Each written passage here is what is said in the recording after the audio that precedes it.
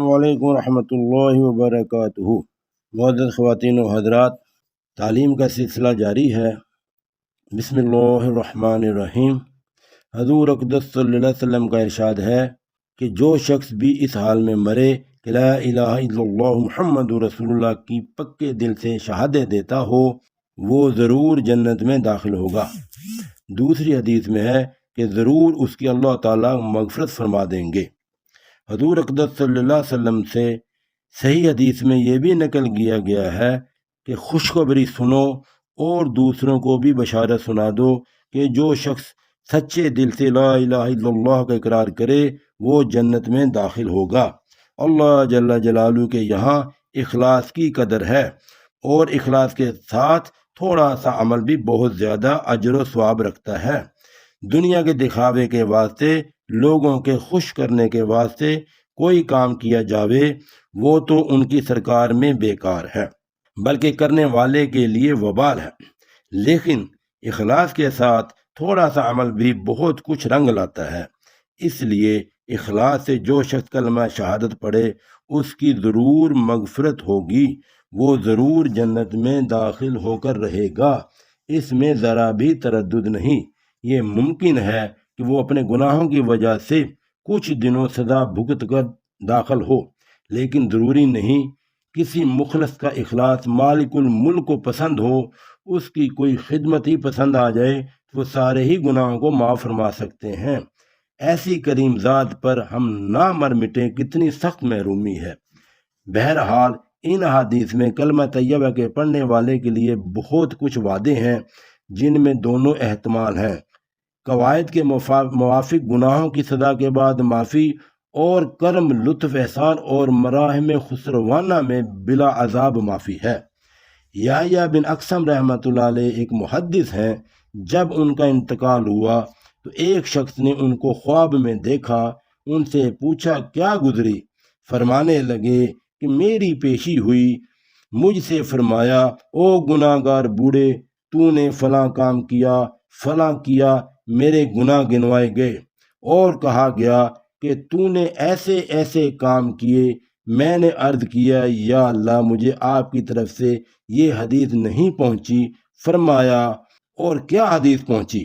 عرض کیا مجھ سے عبد الرزاق نے کہا، ان سے معمر رحمۃ اللہ علیہ نے کہا، ان سے زہری نے کہا، ان سے عروہ رضی اللہ عنہ نے کہا، ان سے حضرت عائشہ رضی اللہ تعالی عنہ نے کہا، ان سے حضور اقدس صلی اللہ علیہ وسلم نے ارشاد فرمایا، ان سے حضرت جبرائیل علیہ السلام نے عرض کیا، ان سے آپ نے فرمایا کہ جو شخص اسلام میں بوڑھا ہو اور میں اس کو اس کے اعمال کی وجہ سے عذاب دینے کا ارادہ بھی کروں، لیکن اس کے بڑھاپے سے شرما کر معاف کر دیتا ہوں، اور یہ آپ کو معلوم ہے کہ میں بوڑھا ہوں۔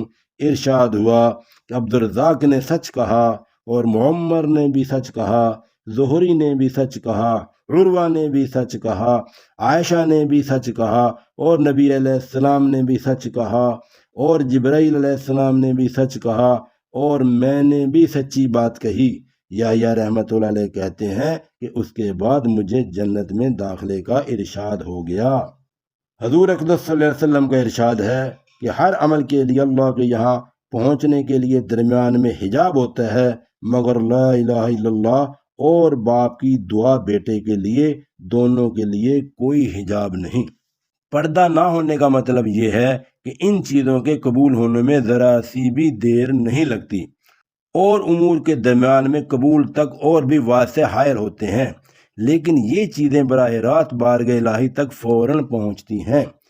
ایک کافر بادشاہ کا قصہ لکھا ہے کہ نہایت متشدد متعصب تھا، اتفاق سے مسلمانوں کی ایک لڑائی میں گرفتار ہو گیا۔ چونکہ مسلمانوں کو اس سے تکلیفیں بہت پہنچی تھیں، اس لیے انتقام کا جوش ان میں بہت زیادہ تھا۔ اس کافر بادشاہ کو ایک دیگ میں ڈال کر آگ پر رکھ دیا۔ اس نے اول اپنے بتوں کو پکارنا شروع کیا اور مدد چاہی۔ جب کچھ بن نہ پڑا تو وہیں مسلمان ہوا اور لا الہ الا اللہ کا ورد شروع کیا۔ لگاتار پڑھ رہا تھا، اور ایسی حالت میں جس خلوص اور جوش سے پڑھا جا سکتا ہے ظاہر ہے۔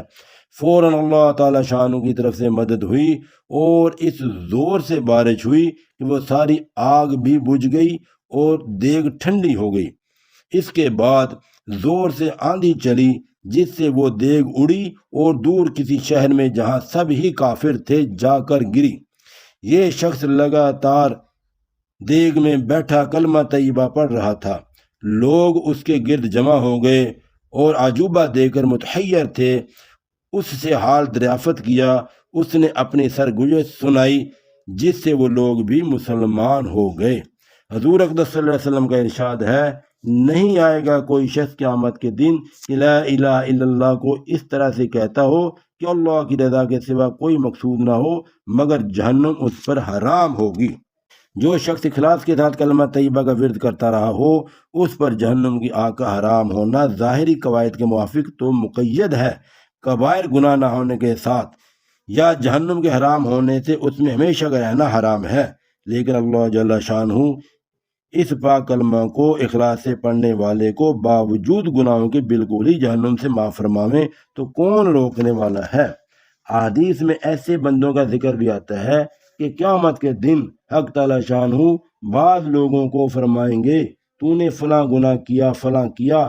اس طرح جب بہت سے گناہ گنوائے جا چکیں گے اور وہ سمجھے گا کہ میں ہلاک ہو گیا اور اقرار بغیر چارہ کار نہ ہوگا تو ارشاد ہوگا کہ ہم نے دنیا میں تیری ستاری کی، آج بھی ستاری کرتے ہیں، تجھے معاف کر دیا۔ اس نوع کے بہت سے واقعات حدیث میں موجود ہیں، اس لیے ان ذاکرین کے لیے بھی اس قسم کا معاملہ ہو تو بعید نہیں۔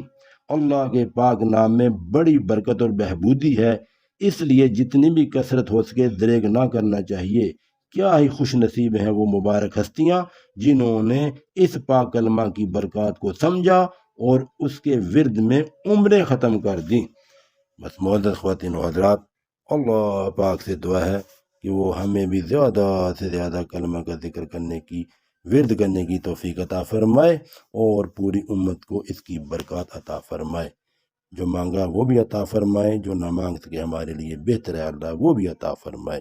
آمین آمین آمین یا رب العالمین۔ السلام علیکم ورحمۃ اللہ وبرکاتہ۔